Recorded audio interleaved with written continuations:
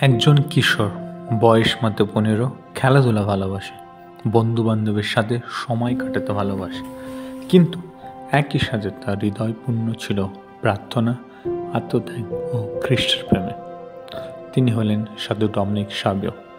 তরুণদের জন্য ক্যাথলিক চার্চের পক্ষ থেকে একটি অলৌকিক উদাহরণ।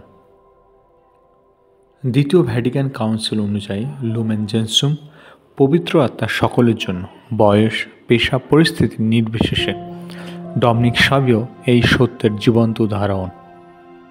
তিনি অলৌকিক কাজের জন্য নয়, বরং প্রতিদিনের জীবনে অসাধারণ ধার্মিকতার জন্য সাধু ঘোষণা হন। 1954 সালে পোপ পায়েস দ্বাদশ তাকে সাধু ঘোষণা করেন। পাপ স্বীকার ছিল তার জীবনের কেন্দ্র। তিনি প্রায়ই বলতেন, যতবার সম্ভব আমি পবিত্র মিলনে অংশগ্রহণ করব এবং প্রতিনিয়ত পাপ স্বীকার করব। এটাই ক্যাথলিক বিশ্বাস অনুগ্রহের মাধ্যম। ডমিনিক সাবিওর বিখ্যাত নীতি, এটি শুধুই একটি উক্তি নয়, তিনি সত্যি পাপ এড়িয়ে চলতেন, এমনকি বন্ধুদের ভুল পথ থেকে ফেরাতেন। তিনি জীবনে চেয়েছিলেন খ্রিস্টকে সন্তুষ্ট করতে যে কোনো মূল্যে। তিনি বলতেন, আমার আনন্দের উৎস হলো যিশুর সঙ্গে থাকা। আজকের তরুণদের উদ্বেগ মন ভাঙা সম্পর্কের ভিড়ে এই কথা যেন এক নিরাময়ের সুর। যখন বন্ধুদের কেউ গালিগালাজ করতো বা অন্যায় করত, তিনি হেসে বলতেন, চলো আমরা আরও ভালো কিছু করি। তার জীবন শেখায় নেতৃত্ব মানে অন্যকে উন্নতির পথে টেনে তোলা।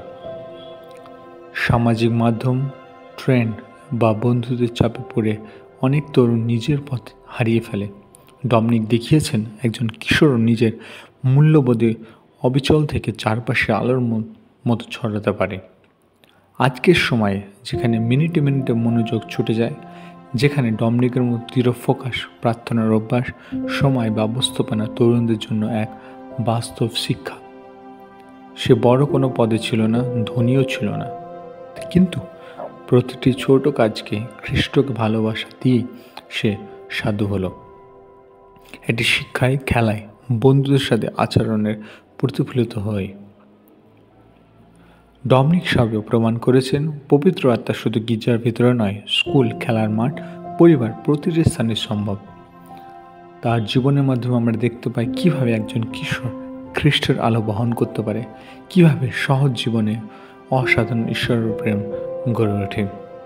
তাই আজকের তরুণদের জন্য ডমিনিক সাবিও যেন একটি চ্যালেঞ্জ ও আমন্ত্রণ। তোমার বয়স যাই হোক, তুমি এখন থেকে খ্রিস্টের জন্য আলোক বহন করতে পারবে।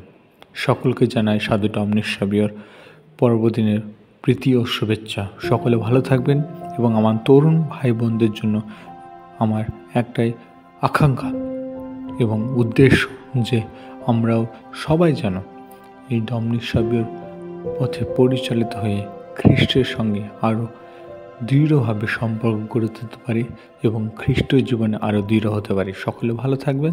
জয় যিশু।